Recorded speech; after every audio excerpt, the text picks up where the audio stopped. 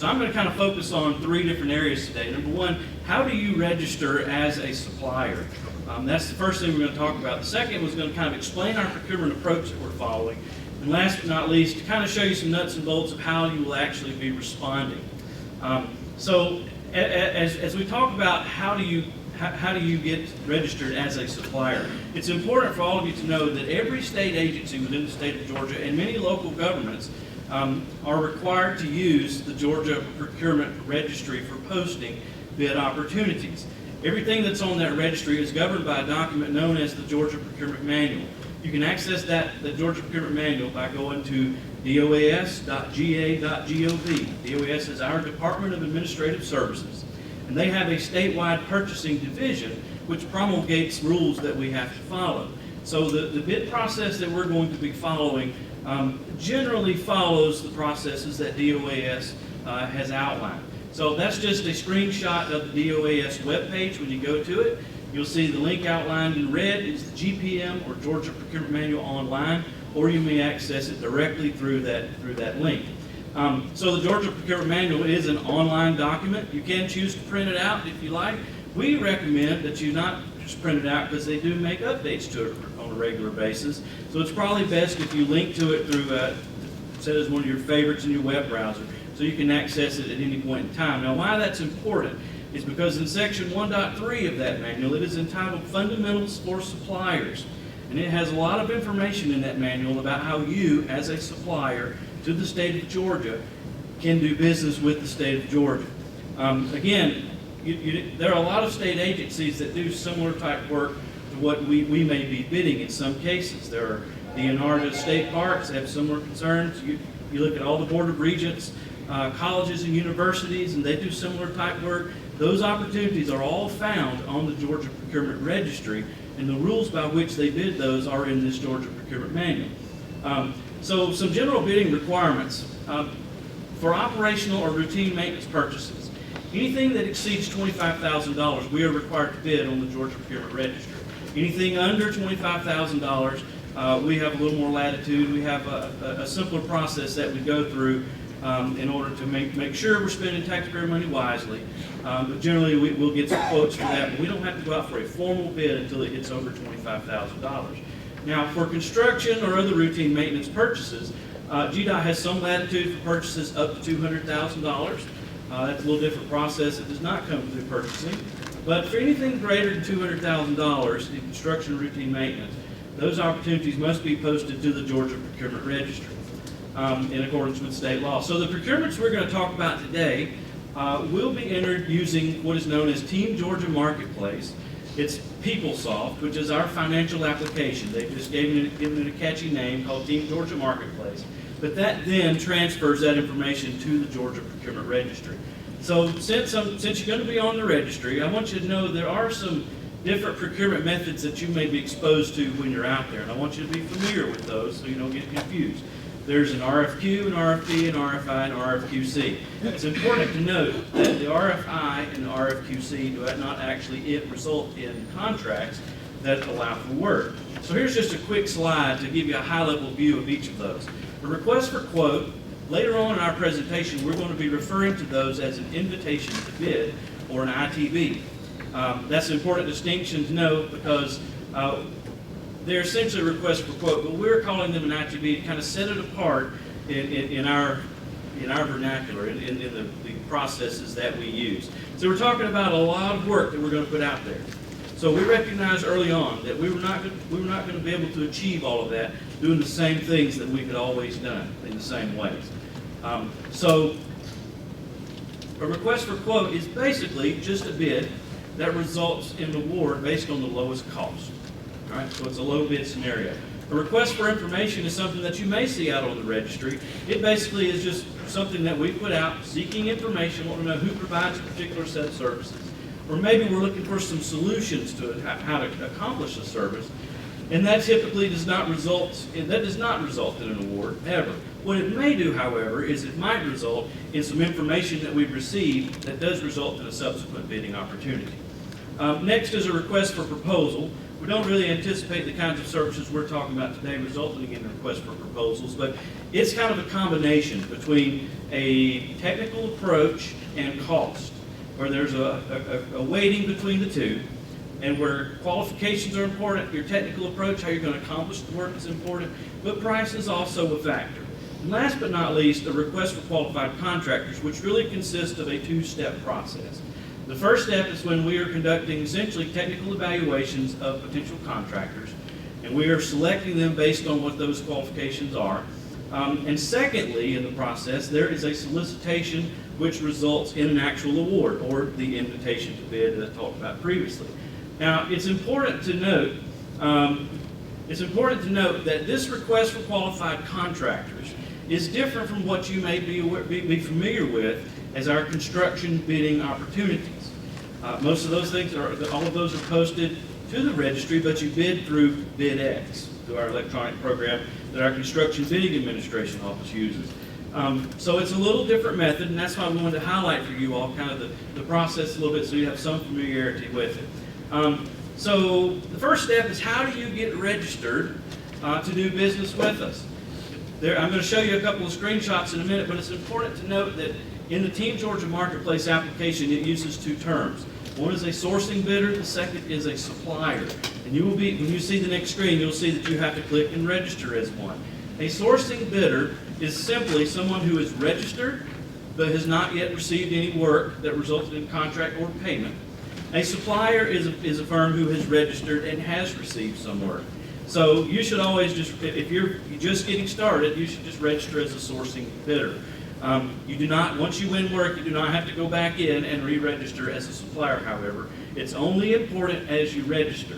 So in order to get to that location, again, you get here by going to the website. The link's at the top, doas.ga.gov.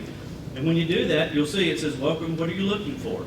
The very first thing that you want to click on is that panel that's indicated, outlined in red, entitled State Purchasing. That will bring up another panel, and you will click on Suppliers. From there, it will pull up another screen dedicated specifically to suppliers. And you'll see it has some areas of focus down there in the lower left-hand corner. From there, it will pull up another panel, and you will click on the Click Here link in order to learn more information about Team Georgia Marketplace. From there will be another area of focus that will come up. I told you there's going to be some slides, so you'll have all this in your hands. And the next one you will click on the panel is Supplier Self-Service. From there, it will actually take you to the first screen in the Team Georgia Marketplace application. You'll see on the left-hand side, I realize some of these may be a little small for you to see, but those two red circles on the left-hand side say register as a sourcing bidder or as a supplier. Hence why I want you to be familiar with what those two terms meant. So you would always just click on the top one if it's your first time in, register as a sourcing bidder. Now from there, in the upper right-hand corner, the very first thing that it's going to ask you to do is to identify what NIGP codes that you are interested in receiving bid notices about. Now, what is an NIGP code? NIGP stands for National Institute of Governmental Purchasing, and it's simply a series of codes that some folks at the national level have put together to provide some efficiencies and to standardize how we reference certain services, as well as to identify products. Now, I'm going to show you on the next slide 4 codes that when you register, you need to make sure you select. So there's the two at the top are basically for construction. The 2 at the bottom are more for roadside maintenance or grounds maintenance. So whichever industry you're involved in, my staff will make sure that we select 2 or 4 of these codes. So whichever group it is that you are providing in, when you are registering as a sourcing bidder, you need to make sure that you identify these 2 codes. That's important because what the system is going to do is every time we pick one of those codes, assign it to a bid opportunity, everyone who is registered as saying that they want to receive notices about that will receive an email notification. There is not a fee for doing this. There is no charge. It's free to you, provided as a taxpayer. So we encourage you, please make sure you do that. Incidentally, you will also get responses from other state agencies as well, which will only increase the opportunities that will be available to you. So please, I wanted to put these codes out in front and let you know we will make sure that we are selecting these 4 codes when we are procuring this type of work. So if you register for these, you can be assured of receiving those opportunities. So the next slide, the next item you'll see there on the right-hand panel, kind of that second box, is some information about whether you are a minority business enterprise.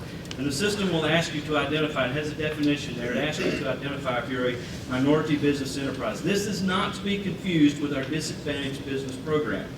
This is simply used, remember the whole state uses this program.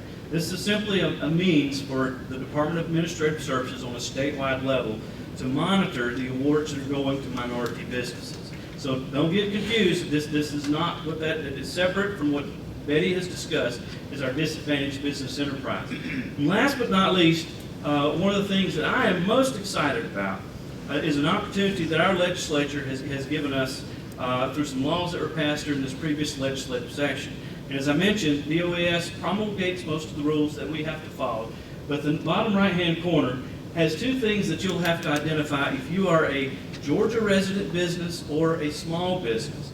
And I'll talk the definition for those. A Georgia resident business is any business that regularly maintains a place from which business is physically conducted in Georgia for at least 1 year prior to the date of the bid. Or any business that's domiciled in Georgia and which regularly maintains a place from which business is physically conducted in Georgia. But it can be like a mailbox, etc., if you remember those, or a site trailer or things of that nature. It's got to be a legitimate location where folks are doing business out of. Small business is the other side of that, and that is a business which is independently owned and operated with either fewer than 300 employees or less than 30 million in gross receipts per year. So in some cases, some firms may meet both of those, and then you're defined as a Georgia resident small business. Why is that important, and why do I highlight that? The reason being is because you'll notice the note at the bottom. Suppliers who meet these definitions will be given preference for the first time in the history of DOAS to Georgia resident and small businesses. That's a monumental thing for us, and we're hoping that the utilization of that grows. The way that works is these suppliers, if they are identified as a Georgia resident business, small business, or a Georgia resident small business, will be given the opportunity, if they are not the low bidder, to price match a 5% for up to $10,000. So if you're not the low bidder, but there is a firm that does not meet one of those definitions, that is the low bidder, then we will be able to come to the next in line who meets one or more of these definitions and offer you the opportunity to price match. Now, that is monumental, and I think is a big feather in the cap for our legislators who helped pass such a law, and to DOAS for actually putting that forward as a solution. We're hopeful that the utilization of that will grow and that the dollar amounts associated will grow as well. But I'm thrilled to be able to do that. And I hope you are too. So the means by which we're going to be accomplishing this work. Remember I told you we're going to use this request for qualified contractor process. Again, it's not to be confused with the construction bidding process. It's vastly different. But it basically allows us to pre-qualify prospective bidders for a particular service, many of the services that Dale has already mentioned. So we think that has some advantages. So remember, a lot of what I'm going to show you some screenshots. The RFQC and the ITB process, you access in the same way. So rather than bore you with double the screenshots, I'm going to focus on, just try to tell you what the differences are. So the RFQC, when it initially goes out, it's going to go out to everyone who has registered with that system, with those specific NIGP codes, and it will be open to anybody and everybody who wants to respond. Not only the ones who receive the notices, others may wander onto the site and may be able to access it in the same way. The important thing to note is this RFQC does not require suppliers to provide pricing information at this point in time. The issuing officer, our procurement staff, will ultimately issue a second step document that will require pricing. We'll talk about that in a minute. So the way we evaluate that RFQC, and I'd say for most of the time, we're going to use this item on the left-hand side, which is a pass-fail. We will identify what the requirements are in order for you to pass and ultimately have a contract executed with GDOT. There may be, and we anticipate that being the majority of things. Probably one of the very basic requirements will be that you're pre-qualified as a construction contractor through construction bidding administration. Again, remember, it's not the same thing. I'll tell you why in just a second. Some other services which we really anticipate being probably a minimal are things that are maybe a little more complicated and may require a more technical evaluation, where we actually have some points and some mandatory requirements that we need to score. We're going to do our best to keep those to a minimum, quite frankly, because they take a lot more time. And we want to only use those when it only really makes sense. We have some really complex work that needs to be done. So when you respond to that RFQC, we will evaluate it. Everyone who is deemed qualified, here's one of the big differences, will be issued an on-call contract, and we will execute an on-call contract with all firms that are deemed qualified. Now, that contract does not authorize you to do any work at this point in time. Remember, because we have a second process that is coming along. But our goal is to have as many contractors on this list with the on-call contracts as we can possibly get. You remember before, a couple of folks have said, we have all different scales of sizes of work. We have some big things that will be done out of our state maintenance office, but our districts are going to be identifying all different sizes of opportunities that are available. So we're going to need all different sizes of firms in order to compete and to accomplish what the tasks that we have before us. One of the real things that we like about this process is that in the past, if you were to respond to a bid opportunity, we may only bid it out once every 5 years. So if you were a contractor and you're performing successfully, you may have the opportunity to hold that contract for up to 5 years. This RFQC approach is what we refer to as a continuous open procurement. Now what that means is about every 6 months, we're going to open that pool up again. We anticipate what's going to happen is the first couple of times out, we're going to get a lot of responses. But the beauty of it is, if you decide you want to get into something later that you did not get into on the front end, if you gain additional experience that would qualify you, every 6 months we're going to open the pool up and give you another shot at getting in. Because our goal, again, is to have as many firms in it as we can possibly get. So once you get a contract signed, that RFQC will ultimately become an invitation to bid. Now that invitation to bid will be posted to our Georgia Procurement Registry, so anybody can see that opportunity. However, it will have a caveat that only those who hold contract with Georgia DOT under that specific service, that specific RFQC, will be eligible to participate in that bid opportunity. We will evaluate that. We will look at to ensure that only those who meet the criteria and hold that current contract will be eligible.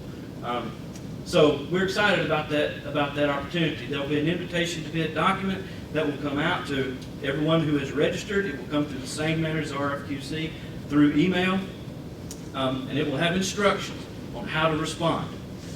That's just a sample of what that document will look like.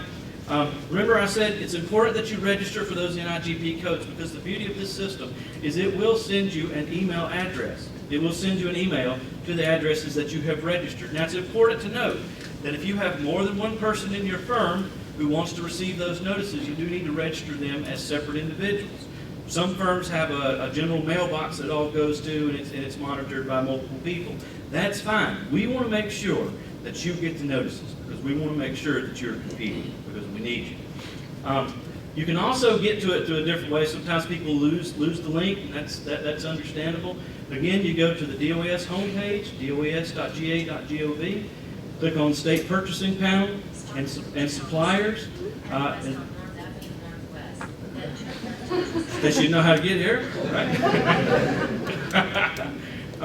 And then there's a relevant links down in the bottom right-hand corner, and you will simply click on the Team Georgia Marketplace. Again, takes you to this page that you've already seen. You will log in to the information that you've previously provided. I don't know about you, but I have to write all those usernames and passwords down, and they're not universal, so they're all different. If you choose to come through this way without clicking on the link, once you log in, there's a screen in the upper right-hand corner which is entitled Manage Events and Place Bids. That will open up another window. I can't see that. I'm getting a little older now. That says View Events and Place Bids. If you do that, then it will take you to the screen on the left-hand side, which is the top left-hand corner. It's essentially a search screen.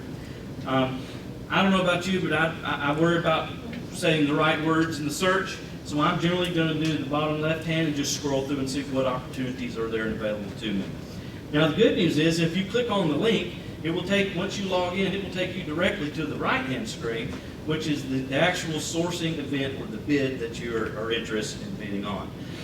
The very first thing up in the upper left-hand corner is a button that says Accept Invitation. That is how you get on the list for bidding on that. That is the first step, that you have to accept the invitation. Okay? So whether you get through it through coming through the email link or actually go through it, log it through the system, that's what gets you ready to bid. Next couple of screens is just scrolling down on that page, some things that you will see. There's a link here which is entitled General Comments and Attachments. View Add General Comments and Attachments. That will pull up a window, which you see to the right, which will have all of the attachments listed that are applicable to that bid. Now, this is probably an extreme example. We don't anticipate that we'll have this many attachments that you will have to scroll through. Well, I use that as an example. This is one for Georgia Tech and their dining services. I use that example to show you that it's critical that you review every one of those attachments, because it will tell you everything that you need to know about bidding on that opportunity. And it will tell you how to bid, how to do your pricing, and what all that is to be based upon. There's some more information that you'll scroll further down to see. There's usually some comments that our buyer will place in there, and there'll be some mandatory questions, what you see on the right, which will be required to answer. It's typically pretty simple stuff. This is actually a very intuitive system once you get a little bit familiar with it, so that's why we wanted you to just see high level what it looked like. This last screen, one of the things that's very important to note is that, remember, you get to the RFQC and the ITB in the same ways. What the RFQC does not do that the ITB will do is, the ITB will require you to enter a price. So there will probably be a supporting worksheet that will be required of you that kind of gives a little more information, but ultimately that will result in a price. Much like our BidX system for construction bidding, we will be asking you to put a price for the invitation to bids, because that is what the awards will most likely be based upon in all cases. So that's the biggest difference between the two. So I told you, I knew that was a lot of information, a lot of nuts and bolts and things that you had to click through and see. The good news is there is help available. This is a screenshot from DOAS's webpage. The link to this screen is provided there as a hyperlink. The one that will go through everything that I just went through, however, is the one that's circled in red at the bottom, entitled Respond to Events and Place Bids in Team Georgia Marketplace. These are all pre-recorded training webinars that are available for you to view at any point in time. We encourage you to go and be as educated as you desire to be. We need you to be educated. We need you bidding. We need you in order to accomplish the lift that we've got to get done. Note that each RFQC and ITB will include an issuing officer or a buyer. They should always be your first point of contact. Their information will be right in the bid opportunity. It'll have an email address and a phone number. You should always start there because they've got the most pertinent information and most current information about each opportunity. However, from there, I do have two staff members who are leading the charge for this. Our contracts manager, who is Ms. Vanessa Walker. Vanessa, raise your hand so everybody can see you back there. Here's Vanessa. And Ms. Mary Zyrock, who is our operational procurement manager. Mary, wave your hand so everybody can see you there. And these two ladies will be more than glad to assist you if you have any questions about the process. Remember, each bid, you should go to that sourcing buyer. In addition to that, if you're having problems with the web page, with the system, remember, we don't control that. That is controlled by our Department of Administrative Services. There's their phone number as well as their email address, and they'll be happy to help you if you're having any system-related problems. So that concludes my presentation. I believe I'm turned back with